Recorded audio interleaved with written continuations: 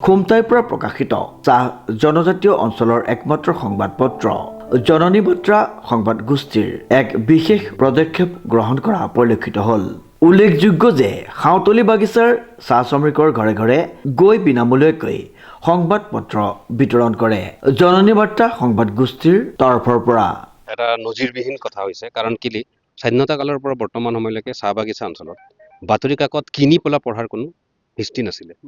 জননী বাৰ্তাই এই পদক্ষেপ লৈছে যে বাগিচাৰ শ্ৰমিকৰ ঘৰে ঘৰে বাতৰি কাকত আমি বিনামূল্যে বিতৰণ কৰিম। এই কাৰণেই কৰিম যে তেখেতসকলে কিনাৰ এটা সাধন নাছিলে, দোকান চোকান নাই ওচৰে পাজৰে, চাহ শ্ৰমিকসকলে কামত ব্যস্ত থাকে।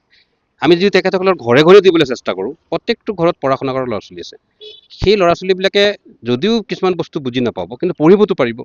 যদি গোটেই পেপাৰখন পঢ়ি শুনুৱাই দিয়ে, দেউতা মাকে নিশ্চয় কিবা নহয় কিবা নিউজ গম পাব। বৰ্তমান পৃথিৱীত কি চলি আছে, কেনেধৰণৰ ভাৱ বতৰাবিলাক চলি আছে, খবৰবিলাক আহিছে, এই গোটেইখিনি কথা যদি শ্ৰমিক ৰাইজে পাব, আমি ভাবিম যে জননী বাৰ্তা এটা অকণমান হ'লেও সজাগতাৰ কাৰণে এটা প্ৰয়াস হাতত লৈছোঁ।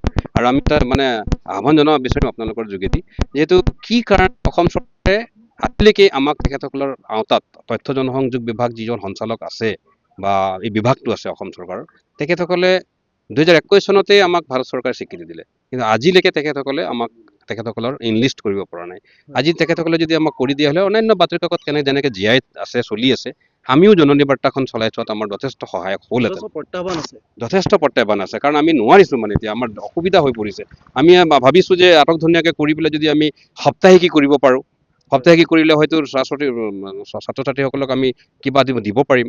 আমি বাতৰি কাকতৰ যোগেদি কেৱল বাতৰি কাকতেই নহয়, আমি বাতৰি কাকতৰ যোগেদি বিভিন্ন ধৰণৰ প্ৰতিযোগিতামূলক আমি পৰীক্ষাবিলাকো তেখেতসকলৰ মাজত লৈ যাব, য'ত নেকি ছাত্ৰ ছাত্ৰীসকলে এইবিলাক পোহৰ দেখি পোৱা নাই। এইবিলাক আজি ঘৰখনৰ পৰা বেলেগ এটা পৰিৱেশ তেখেতসকলে পায়। আমি যদি তেখেতসকলৰ চোতালতে এই পৰিৱেশটো আনি দিব পাৰোঁ বাতৰি কাকতৰ যোগেদি, তেখেতসকলেও গম পাব যে বাতৰি কাকত আমাৰ ঘৰত আহে, পঢ়িব লাগিব, আমি ইয়াৰ যোগেদি কিছুমান কথা আমি গম পাম।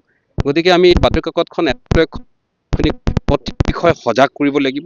আজি সজাগ নোহোৱাৰ কাৰণে আমি আজি কোনো ক্ষেত্ৰতে আগবাঢ়িব পৰা নাই। আমাক সকলোৱে ঠগি গুচি যায়, আমাক সকলোৱে নিষ্পেষিত কৰে, প্ৰবঞ্চনা কৰে, আমি সজাগ নোহোৱাৰ কাৰণে কৰে। আমাৰ লক্ষ্য এটাই যে যি আমাৰ বয়সৰ উৰ্ধত যিসকল ব্যক্তি আমি ওলাই গ'লোঁ, এতিয়াৰ যি প্ৰজন্ম, নতুন সমাজখন গঢ় দিব, সেই নতুন প্ৰজন্মক যদি আমি বাতৰিমুখী কৰিব পাৰোঁ, পঢ়াৰ এক যদি পৰিৱেশ সৃষ্টি কৰিব পাৰোঁ, কালচাৰবিলাক ব্ৰেইনবিলাক যদি আমাৰ ছেটআপ কৰিবলৈ তেখেতসকলে চিন্তা চৰ্চা কৰিব পাৰোঁ, তেতিয়াহ'লে নতুন সমাজ এখন গঢ়। উল্লেখযোগ্য যে 1995 চনতে জন্ম লাভ কৰা খুমটাই চাহ জনজাতীয় অঞ্চলৰ একমাত্ৰ সংবাদপত্ৰ জননী বাৰ্তা, খুমটাইৰ বৰ্ষীয়ান শিক্ষাবিদ মাখনলাল বাঢ়ৈৰ ঐকান্তিক প্ৰচেষ্টাত জন্ম লাভ কৰা এই সংবাদপত্ৰখনে সুদীৰ্ঘ 32 বছৰ বিভিন্ন প্ৰত্যাহ্বান, ঘাত প্ৰতিঘাত নেওচি জনমানসত বিশেষ স্থান লাভ কৰিবলৈ সক্ষম হৈছে। আজিৰ কাকত গোষ্ঠীটোৱে লৈছে এক বিশেষ পদক্ষেপ। খুমটাই হাউতলি চাহ বাগিচাৰ চাহ শ্ৰমিকৰ প্ৰত্যেকৰ ঘৰে ঘৰে গৈ জননী বাৰ্তা সংবাদপত্ৰ বিনামূলীয়া বিতৰণ কৰা বিশেষ কাৰ্যসূচী ৰূপায়ণ কৰে সংবাদ গোষ্ঠীটোৱে। কাৰণ জননী বাৰ্তা আমাৰ পদূলিত যেতিয়া আহিছে এখন, এতিয়া আমিও সজাগ হ'ম। কাৰণ আমাৰ ক'ৰবাত গৈ পেপাৰ এখন, বাতৰি কাগজ এখন কিনি পিনে আমি পঢ়াৰ আমাৰ ক্ষমতা নাই।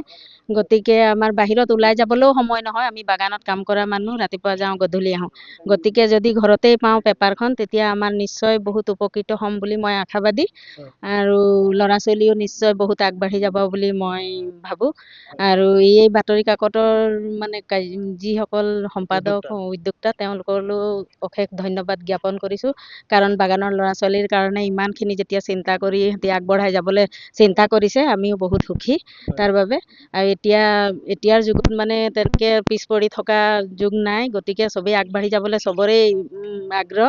গতিকে এই পেপাৰখনৰ যোগেদি আমি যেতিয়া আগবাঢ়ি যাবলৈ আগবাঢ়ি যাব পাৰিম বুলি মোৰো আশা। গতিকে আমি আগতে তেনেকৈ বাতৰি কাকত আমি পোৱা নাই, আৰু আজি মোৰো খুব ভাগ্য ভাল বুলি ক'ব লাগিব। বিনামূলীয়াকৈ এনেকৈ আগফালে যেতিয়া পেপাৰখন পাইছোঁ, ভাল লাগিছে। কাৰণ পেপাৰ পঢ়াৰ আমাৰো অকণমান আছে, ল'ৰা ছোৱালীক আগবঢ়াই নিবলৈ আমাৰো মন যায়। গতিকে এই পেপাৰৰ যোগেদি যদি আমি কিবা এটা উপকৃত হ'ম, তাৰ বাবে আমাৰ বহুত আশা। চাহ শ্ৰমিকৰ মাজত অধ্যয়ন তথা বৌদ্ধিক চিন্তা চৰ্চাৰ উন্মেষ ঘটোৱাৰ উদ্দেশ্যে জননী বাৰ্তা পৰিয়ালে গ্ৰহণ কৰা এই পদক্ষেপক সকলোৱে একেমুখে শলাগ লৈছে। যি সময়ত বাতৰি কাকত অধ্যয়নৰ প্ৰতি সাধাৰণ ৰাইজৰ বিৰাগ জন্মিছে, যাৰ ফলত বাতৰি কাকত পঢ়ুৱৈৰ সংখ্যা দিনক দিনে হ্ৰাস পাবলৈ ধৰিছে। তেনে সময়ত জননী বাৰ্তা সংবাদ গোষ্ঠীটিয়ে গ্ৰহণ কৰা পদক্ষেপে আগন্তুক দিনত চাহ জনগোষ্ঠীয় ৰাইজৰ মাজত বিনামূলীয়াকৈ বাতৰি কাকত বিতৰণ কৰি সমাদৰ লাভ কৰা কাৰ্য নিশ্চিতভাৱে এক অনন্য নিদৰ্শন হিচাপে পৰিগণিত হৈছে। সমাজ যাত্ৰা এটা বৃহৎ এটা মানে উদ্দেশ্য আৰু লক্ষ্য হাতত ৰাখি আগবাঢ়িছোঁ আৰু আমি ইতিমধ্যে 95 চনৰ পৰা 32 বছৰ ধৰি আগবাঢ়ি গৈ আছোঁ ক্ৰমান্বয়ে, কিন্তু যি ধৰণে আগবাঢ়িব লাগিছিল তেনেকৈ আমি আগবাঢ়িব পৰা নাই, যিহেতু আমাৰ সমাজখন একেবাৰে সকলো দিশৰ পৰা পিছপৰা। তাতোতকৈ পিছপৰা হ'ল শিক্ষা দিশত, যে আমাৰ মহিলা আই মাতৃ সকলো শিক্ষাত একেবাৰে পিছপৰা নিৰক্ষৰ বহুত আছে। তেওঁলোকৰ মাজত যাতে শিক্ষা আৰু সাক্ষৰতা এই দুটা যাতে অভিযান আমি আগবঢ়াই দিব পাৰোঁ আৰু তেওঁলোকক যাতে শিক্ষিত কৰিব পাৰোঁ, আমাৰ সমাজ আৰু বৰ্তমান দেশৰ পৰিস্থিতিৰ লগত যাতে তেওঁলোকে সকলো কথা জানে, সেইখিনি আমি চেষ্টা চলাই আছোঁ। আৰু আশা ৰাখিছোঁ যে আমি আজিৰ পৰা যিটো প্ৰতি বাগিচাত ডোৰ টু ডোৰ গৈ পেলাই বিতৰণৰ ব্যৱস্থা কৰিছোঁ, সেইখিনিত আমাৰ সংবাদদাতাসকল আছে, তেখেতসকলে আমাক সহযোগিতা কৰিব আৰু আশা ৰাখিছোঁ আৰু প্ৰত্যেক ঘৰেই এই পেপাৰখন বা সংবাদপত্ৰখন গ্ৰহণ কৰি তেওঁলোকে নিশ্চিত হিচাপে আমাক আগবঢ়াই নিয়াত আমাক সহায় কৰিব।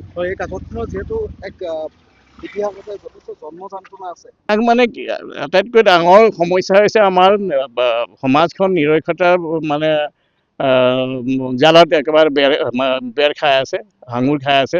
সেইকাৰণে শিক্ষাৰ দিশত তেওঁলোকে আগবঢ়াই নিবলৈ আমি হাতত ধৰি পেলাই আগবঢ়াব লাগিব আৰু সেইটো আমাৰ এটা চেলেঞ্জ হৈ আহিছে। আৰু সেই চেলেঞ্জ আজিৰ পৰা আমি এনেকুৱা ভাবিছোঁ ডোৰ টু ডোৰ গৈ পেলাই আমাৰ মানুহবিলাকক পঢ়িবলৈ শিকাম। পঢ়ক কিবা এটা, আমি পইচা বিচৰা নাই, কিন্তু তেওঁলোকে পঢ়ক, কিবা এটা জানক, আৰু তেওঁলোকে জনাৰ পিছত যদি তেওঁলোকে ভাল বিবেচনা কৰে তেন্তে আমাক সমৰ্থন জনাওক, সেইখিনি আশা ৰাখিছোঁ।